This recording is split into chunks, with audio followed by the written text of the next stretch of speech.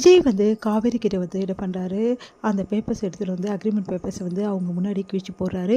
இதை பார்த்தா காவேரிக்கு ஒன்றுமே புரியல. இப்போவாது நம்புறியா? நான் உன்னை தான் நேசிக்கிறேன்னு சொல்லிட்டு உன்னை விட்டுட்டு போக மாட்டேன், நம்புறியா காவேரி அப்படின்னு சொல்லிட்டு கேட்டோன்னே காவேரிக்கு ஒன்றுமே புரியல. அப்படியே அழறாங்க. இதுக்கு தான் பயந்தல, இப்போ நான் இதை கிழிச்சு போட்டல, இதுக்கப்புறமாவது பயம் இல்லாமல் இரு காவேரி, ப்ளீஸ் காவேரி, நம்பு காவேரி, உன்னை விட்டு போக மாட்டேன் காவேரி. அதுக்காக நீ மூட் அவுட்டாக இருக்கிறதும் எப்போ பார்த்தாலும் சோகமாக இருக்கணும் என்னால் தாங்கிக்க முடியல காவேரி.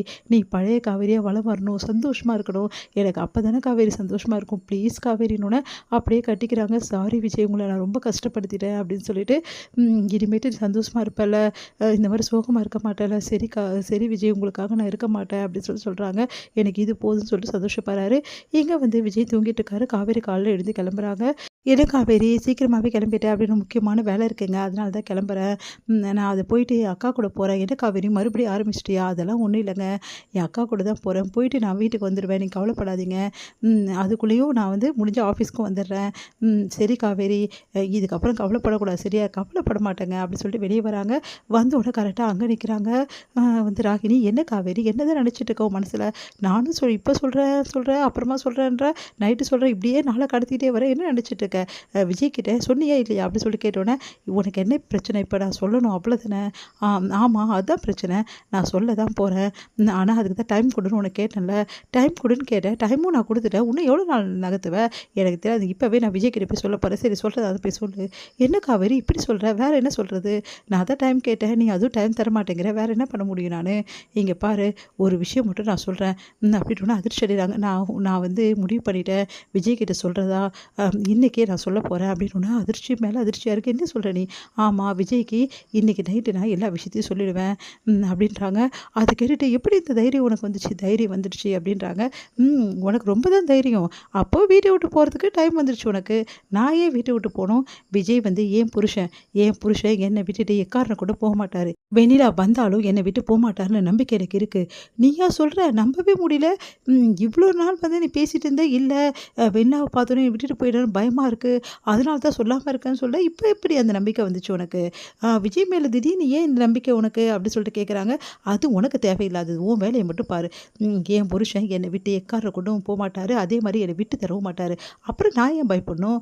அதனால் வெண்ணிலாவை நானே கூட்டிகிட்டு வந்துடுறேன், நீ எந்த பிரச்சனையும் பண்ணாமல் அமைதியாக இருந்தீங்கன்னா போதும். நீயா கூட்டிகிட்டு வந்து விட போகிற? என்னால் நம்பவே முடியலையே.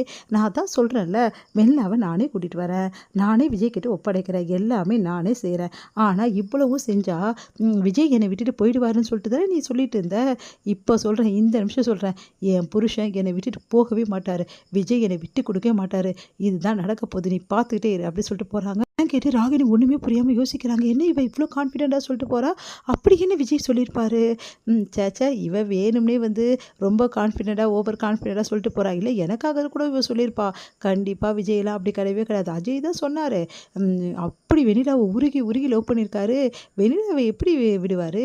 எப்படியும் வெண்ணிலாவை தான் வந்து வச்சுக்கிட்டு இவளை கழட்டி விட போகிறாரு. அது கூட தெரியாமல் என்னமோ ஓவராக சுற்றிட்டு இருக்கா. எல்லாத்துக்குமே தெரிஞ்சிடும்ல முடிவு. அப்புறம் தானே இருக்குது, வெளில வந்தோடனே இதே கான்ஃபிடென்ட் எங்கே போகுது இந்த அம்மாவுக்குன்னு நானும் பார்க்குறேன் அப்படின்னு சொல்லிட்டு அப்படியே முறைக்கிறாங்க. இங்கே வந்து காவேரி ஒரு முடிவு பண்ணுறாங்க, நம்ம இப்படியே இருந்தால் வேலைக்கே ஆகாது, நம்ம வந்து உடனே வந்து இந்த விஷயத்தை விஜய் கிட்ட சொல்லியே ஆகணும். என்ன நடக்குதுன்னு தெரியல, ஆனால் விஜய் கிட்ட சொல்லணும். கண்டிப்பாக விஜய் எனக்கு அந்த நம்பிக்கை கொடுத்துருக்காரு, என்னை விட்டுட்டு போகிறதுக்கு சான்சஸ் இது கம்மி. ஆனால் அதுக்காக நான் அவர் மனசை நான் கஷ்டப்படுத்த முடியாது, அவருக்கு எது நல்லதோ அதை நான் செஞ்சு தான் ஆகணும், அவருக்கான சந்தோஷம் வெண்ணிலா தான் அப்படின்னும் போது அதை நான் மறைச்சி வைக்கிறது ரொம்ப பெரிய தப்பு அப்படின்னு சொல்லிட்டு காவேரி யோசிக்கிறாங்க.